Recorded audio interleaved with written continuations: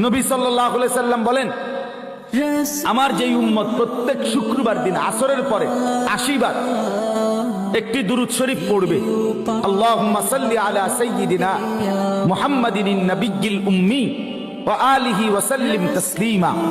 এই দুরূদ শরীফটা আমার যেই উম্মত প্রত্যেক শুক্রবার দিন আসরের নামাজের পরে বৈশা পড়বে, রাসূল বলে আল্লাহ তাআলা তাকে 80 বছরের গুনাহ মাফ করে দিবে।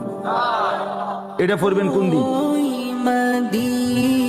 এটা পড়বেন না, এটা পড়তেন না, এটা জিলাপি নাই, এটার লগে কি নাই? জিলাপি। এটার লগে খিচুড়ি নাই। এটা বলেন পড়বেন।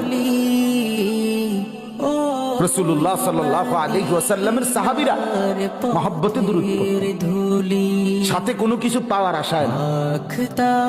রাসূলুল্লাহর ভালোবাসা, নবীজির ভালোবাসা। অতএব